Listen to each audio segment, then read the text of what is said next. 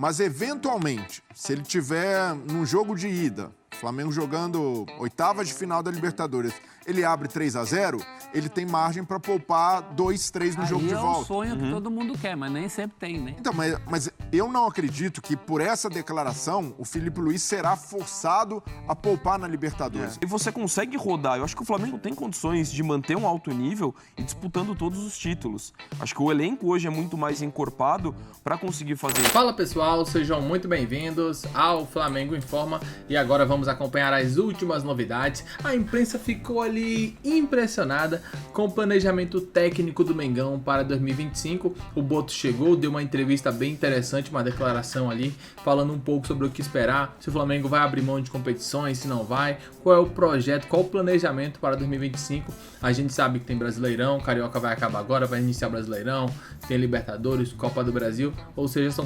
competições que requer muito tempo, né? Então é legal ter um rodízio de jogadores, fazer toda uma administração para que o Flamengo possa chegar forte pelo menos em 2 dessas 3 frentes. Foi isso que foi comentado, além do Super Mundial também, que acontecerá no meio do ano. Então foi bem legal o que falaram, se impressionaram com a qualidade do Flamengo e cravaram que se tem um time que pode brigar por tudo, esse time é o Flamengo. É o que vamos acompanhar a partir de agora. O link da ESPN estará aqui na descrição para que vocês possam acompanhá-los na íntegra. E muitas vezes todo esse potencial não foi aproveitado na maneira como o torcedor acredita que pode ser. E eu entendo esse sarrafo subindo no Flamengo e desprezar o Campeonato Brasileiro, que é o campeonato de pontos corridos, que mede realmente a competência, a formação de elenco, o potencial de investimento, a ciência investida na formação desse elenco. O Flamengo ficou aquém das expectativas. Por mais que tenha ganhado o Brasileiro em 2019, 2020, um bicampeonato, o Flamengo pode mais. E não estou falando só de ganhar, mas de sempre estar ali disputando o título até o final. Então essa tem de ser a exigência. O Flamengo não pode abandonar o Campeonato Brasileiro. Sabe o que eu acho? Desculpa te interromper rapidinho. Eu acho corajoso ele falar isso agora, porque normalmente ninguém fala. Normalmente, o que todo mundo fala normalmente? Não vamos priorizar, vai ter cada momento, todas as competições são importantes, vamos ver jogo a jogo.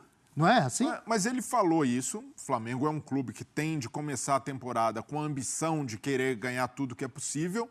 É difícil realmente, mas se houver uma bola dividida, e aí provavelmente escolher poupar, fazer margem de manobra, o brasileiro não pode entrar com um time totalmente modificado no brasileiro, como já aconteceu na época do Renato Gaúcho, na época do Dorival Júnior. Mas na Libertadores também não. Mas porque a gritaria sempre vai existir. Mas qual é, Abel? Seja para um lado ou para o outro. Mas qual é? Poupou, deixou jogadores importantes de fora no brasileiro. Se perder, tem reclamação. Na Libertadores, se perder, tem reclamação. Do mesmo jeito, concorda? Mas qual é a referência do torcedor rubro-negro? 2019 com o Jorge Jesus. E o Jorge Jesus ganhou os dois. Era um técnico que poupava, não é? Muita gente, não, o Jorge Jesus não poupava nunca. Poupava, mas pontualmente. 2, 3 jogadores no máximo, jogadores que corriam risco ali de estourar, que estavam com um desgaste grande, e o resto era ali a base do time titular. Então, é isso que o Flamengo tem de fazer, e eu tenho certeza que o Felipe Luiz, com a fome de títulos que ele tem, com a mentalidade que ele está imprimindo no Flamengo, ele pensa da mesma forma. Não dá para abrir mão de um campeonato de pontos corridos. Eu entendo quando o Grêmio do Renato Gaúcho fazia isso. Porque ali o Grêmio... Você entende, mas quase ninguém entendia porque era muito cornetado, lembra? Não era? Mas ele tinha um argumento que era: eu não consigo competir em orçamento com o Flamengo. Só que quando foi para o Flamengo, ele também fez a mesma coisa. E o ponto é, um clube como o Flamengo, que tem esse elenco, que tem a capacidade de chegar no meio da temporada, detectar carências e contratar, ir ao mercado, ser agressivo, não tem, como o prof diz, não tem o direito de abrir mão do Campeonato Brasileiro. Então eu vejo como um sinal positivo do Flamengo. Ele elogia, né? Fala que os clubes brasileiros estão se aproximando dos europeus. Ainda há uma distância em termos de dinheiro, né? O Manchester City, por exemplo, tem investido por temporada uma média de R$1 bilhão investido. R$1 bilhão é a receita do Flamengo. Então ainda está distante, mas realmente o futebol brasileiro tem evoluído em termos estruturais. O calendário, né, o calendário louco, continua sendo um entrave, um gargalo do futebol brasileiro para se aproximar ainda mais dos europeus. Mas o Flamengo hoje consegue ter para os padrões europeus, o Flamengo não deve em nada em termos de estrutura, em termos de elenco, para o nível de competitividade que a gente tem na América do Sul. Ele pontua muito bem que são alguns clubes brasileiros, aqueles que pensam em Libertadores, em relação a alguns clubes europeus, né? Não é o top dos europeus. Alguns clubes, os melhores clubes brasileiros, com ambições sul-americanas, se aproximam de alguns europeus que não são necessariamente o Manchester City. Agora, eu estranho esse negócio eu entendo o brasileiro prioridade em relação à Copa do Brasil, principalmente vindo do Flamengo, porque um dos atrativos da Copa do Brasil são os prêmios. Dinheiro todo mundo gosta, mas o Flamengo não é propriamente um clube hoje dependente dos prêmios da Copa do Brasil, como são outros clubes. Não são só os prêmios, não. A taça vale, professor. Sim, mas vale menos que a do brasileiro. Isso é claro. Sim. Agora, a Libertadores não vale menos que o brasileiro. Numa dividida com a Libertadores, eu vou sempre achar que você tem que priorizar a Libertadores. É um título internacional. Então você discorda dele? Então, eu discordo dele nesse sentido. Eu achei estranho a Libertadores estar em segundo plano em relação ao brasileiro. Não é abandonar o brasileiro. Também acho errado abandonar o brasileiro, que é o cerne da tua temporada. E ele também não disse abandonar em nenhum momento. Ele falou assim, se puder ganhar todos, é legal, tal, mas a gente sabe que é difícil. Se algum momento tiver que priorizar, foi isso que ele falou, não foi? Se algum momento tiver que priorizar, brasileiro. Ele não falou que vai largar. Isso eu achei estranho. Porque se teve gente que caiu por priorizar a Libertadores em relação ao brasileiro, o Dorival mesmo sofreu muita corneta em relação a isso, naquele jogo com o Palmeiras. Imagina essa lógica dele. Prof, mas se você analisar friamente, por probabilidade, um clube como o Flamengo, que tem o maior orçamento do país e que já tem um ótimo elenco, o Flamengo larga na temporada com mais chances de ganhar o brasileiro do que a Libertadores. Sim. Então, friamente... E apesar de ser mais difícil a tarefa. Exato. São pontos corridos, o time precisa se provar, tem concorrência, mas na Libertadores, uma noite ruim... também tem concorrência. Mas numa noite ruim joga tudo por... Mas ser campeão sul-americano sempre será maior do que ser campeão brasileiro. Isso não eu não sei, assim, eu tenho uma interpretação do que ele falou, ele fala de priorizar e tudo mais, né? Então eu entendo essa discussão do valor dos títulos. Eu vejo a declaração do Boto muito mais como o norte do que você tem para a temporada do que o valor exatamente dos títulos. Porque eu acredito muito que o brasileiro, por ser o pontos corridos, a sequência da temporada, ele é o que te faz manter um nível altíssimo. E a você ganhar uma competição de mata-mata, ela é meio consequência muitas vezes. Até, como você pontuou, uma noite ruim, um jogador expulso num confronto com 5 minutos, pautou toda a temporada. Uma noite ruim dos atacantes do São Paulo podia ter eliminado o Botafogo. Exato. Uma noite que Calleri e Lucas perderam gols. Mas se você é um time que está jogando no mais alto nível do Campeonato Brasileiro, e para mim, você pode discutir a importância dos títulos. Você tem a disputa. Mas para mim é inegável hoje. Se você vencer o Campeonato mais brasileiro, o Campeonato Brasileiro é mais difícil do que vencer a Libertadores. Você precisa ser melhor, porque você precisa manter um nível alto por 38 rodadas numa competição. Tanto que os últimos campeões brasileiros, você olha, eles eram todos candidatos reais a Libertadores. Você vai pegar, o Palmeiras caiu cedo, mas caiu o Botafogo, que foi o campeão e jogou muito bem na volta, com a torcida inclusive aplaudindo. O contrário não é verdadeiro. O Atlético Mineiro foi na final das 2 Copas e fez um Campeonato Brasileiro que ele correu o risco de rebaixamento na última rodada. Então, acho que o nível de exigência do brasileiro é mais alto. Então, acho que quando ele fala isso, talvez partindo do ponto, se eu fizer um brasileiro de alto nível, estou competindo, naturalmente eu sou um candidato a ganhar os mata-matas. Os adversários do início ao fim são mais difíceis. São mais difíceis. E de você manter a regularidade. Na Libertadores, a partir de oitavas, quartas, que o bicho começa a pegar com adversários mais cascudos. Na primeira fase tem muito time ruim. E também, assim, definir o que é prioridade na competição vai depender muito do calendário. Se o Flamengo abre 15 pontos de vantagem com um turno, de repente, não dá para poupar algum cara importante pensando nas oitavas de final? Se o Flamengo sai 15 pontos atrás no Brasileiro em um turno, isso também pode influenciar em tudo. Em tudo.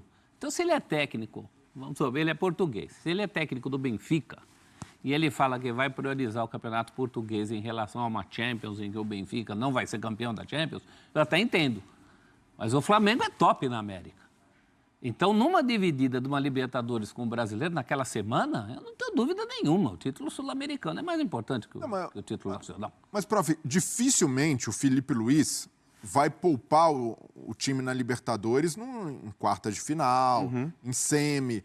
Mas, eventualmente, se ele tiver num jogo de ida, Flamengo jogando oitavas de final da Libertadores, ele abre 3-0, ele tem margem para poupar 2-3 no jogo de volta. É um sonho que todo mundo quer, mas nem sempre tem, né? Então, mas eu não acredito que por essa declaração o Felipe Luiz será forçado a poupar na Libertadores. O que deve acontecer é na Copa do Brasil, por exemplo, o Flamengo poupar mais. Do que já poupou em outros anos. Porque aqui no futebol brasileiro, por causa da premiação, acontece a insanidade dos clubes pouparem nos pontos corridos para jogar a Copa do Brasil. E aí isso é... Depende do teu adversário também. Acho que depende muito da circunstância. Isso é abandonar o brasileiro. E o que acontece aqui, a gente já viu times entrando com o time B para jogar uma partida de campeonato brasileiro. Uma coisa é poupar e ali de acordo com a ciência... 2018, Palmeiras. Jogadores. Felipão. Ele jogava Libertadores com um time e o brasileiro com outro. Saiu na semifinal para o Boca Juniors, na Libertadores, e foi campeão brasileiro com um time B. 17, praticamente, o Grêmio do Renato era quem mais perseguia o Corinthians do Carille no começo do campeonato. O Grêmio do Renato colocou um time reservaço contra o Palmeiras aqui. Priorizou Copas. E aquilo custou o título. 2017. Foi o ano que o Grêmio ganhou a Libertadores. O Renato até tinha a favor de si uma certa cultura copeira no Grêmio. Ele não tinha uma oposição a isso. Em relação à torcida. A torcida gosta. O Grêmio entendia isso. Particularmente o Grêmio entende isso. Né? É um privilégio que nem todo técnico tem.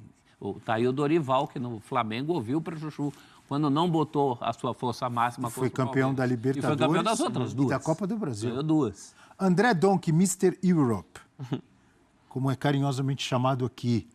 O Boto fez uma comparação ali de estrutura dos times top do Brasil ou da América do Sul com times europeus. Procede ou ele exagerou na sua visão? Não, eu assim, até pelo conhecimento que ele tem e pela honestidade que a gente viu, tanto que concordo quando você disse na questão de que ele nem precisava ter falado algo e ele foi extremamente espontâneo. Então, eu acredito que a avaliação dele é bem sensata. Acho que ele não está querendo fazer um lobby. Lógico que, consequentemente, acaba destacando, elogiando o trabalho do clube em que ele está, mas não acho que é uma forçação de barra, até porque ele não é o primeiro a falar isso, né? De muita gente que tem vindo ao Brasil, falado de clubes grandes, que têm recebido grandes atletas, de grandes projetos. Então, para mim, procede o que ele falou. E o Flamengo, acho que ele... O Jorge Jesus ficava bravo quando falavam em poupar no Brasileiro. Lembra? É que hoje, se você olhar também os grandes times do futebol europeu, que vão disputar a sua Liga Nacional e a Champions, para fazer um paralelo, não tem muitas vezes a cultura, por exemplo, o Manchester City, que foi hegemônico na Premier League nos últimos 4 anos, ganhou Champions no período, inclusive, e sempre lutou pelo título da Champions. Você não olhava o Guardiola mudando 8 jogadores de um jogo para o outro. Essa questão de poupar é muito baseado na rotação de peças importantes, tem um pouco de desgaste, você muda 2, 3, você fala de 15, 16 titulares. Então, assim, eu entendo a prioridade do Brasileirão ser isso como o objetivo, como foco de você manter o seu alto nível para disputar tudo. E aí você consegue rodar. Eu acho que o Flamengo tem condições de manter um alto nível e disputando todos os títulos. Acho que o elenco hoje é muito mais encorpado para conseguir fazer isso. E eu acho que o Flamengo não é o único, não. Acho que o Palmeiras também tem condição hoje de lutar em frente, nas diferentes frentes ao longo da temporada, por essa mentalidade. E aqui antes a gente tinha muita ideia disso de poupar, né? Até os exemplos que vocês trouxeram de muda meio time de um jogo para outro porque aquela aquela competição é a prioridade. Hoje eu acho que dá para você ir rodando, mantendo alto nível, até pela questão do elenco. Né? Olha o elenco que o Flamengo tem. Acho que você consegue fazer várias alterações e manter o nível do time jogando quarta e domingo. Poupar sem descaracterizar. É isso. E esse é um grande problema. Aquele time que parece que nunca ninguém treinou junto, nunca ninguém jogou junto, parece que nunca se viram. É isso que irrita. No mundo, o calendário, não vai pensar que o calendário do mundo é as mil maravilhas, não. Tem muito futebol em todo lugar. É que aqui, como o Boto colocou, aqui é insano, né? Aqui é coisa de loucos. que ele colocou no plural. Já começa com os estaduais que não tem praticamente lugar nenhum. Mas fora também você não vê o Real Madrid botando o time principal dele em Copa do Rei. Na cultura você tem... Na Europa você tem uma cultura... Isso, tem aquelas Copa da Liga Inglesa.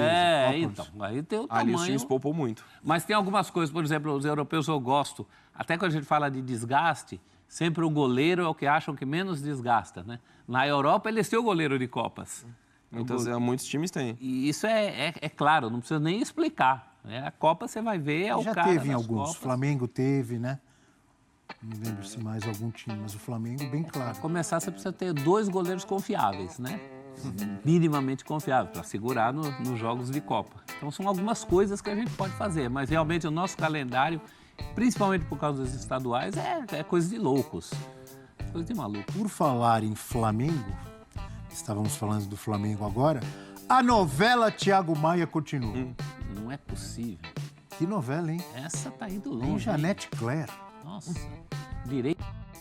Essa novela tá se estendendo, né? O Thiago Maia era do Flamengo, foi ali negociado com o Internacional tem parcelas a pagar, só que o Santos tentou contratar o jogador, e aí o Internacional não pagou o Flamengo ainda, aí o Flamengo falou, beleza, você quer vender ele pro Santos? O Santos me dá a garantia que eu vou receber o valor que você tá me devendo, Internacional. O Internacional tentou negociar, o Santos a princípio não deu as garantias que o Flamengo estava pedindo, acabou que a negociação ficou travada ali. O Internacional não lucrou, o Flamengo não lucrou, o Santos também não teve um jogador, então foi ruim para todo mundo, mas é claro que essa nova gestão do Flamengo, eles não vão aceitar calotes novamente, então o Flamengo só negocia jogador se tiver garantia. O que é uma garantia? Vamos supor que um time contrata, lá o Santos contrata. E o Santos tem valores a receber do patrocinador, certo? Se o Santos não pagar o Flamengo, der um calote no Flamengo, aquele dinheiro do patrocinador que estava para entrar para o Santos, vem direto pro Mengão. Então o Flamengo acabou fazendo isso também com o Corinthians, quando negociou o Hugo ali, o Mateuzinho, né? Então essas negociações do Flamengo vão mais nessa linha. São essas garantias de que o Mengão sim receberá o valor. Porque senão você deixa, não, vai pagar tudo certinho, é confiável. Depois leva ali um calote, né? Aí já vi, o Flamengo tá certíssimo em não aceitar as condições se não forem vantajosas. Em relação ao Boto aí no Flamengo, né? Estou muito contente, muito feliz. Acho que esse ano tem tudo para ser uma grande temporada do Mengão. E eu quero saber também o que vocês pensam. Daqui a pouco voltaremos com mais informações. Até logo mais. Valeu!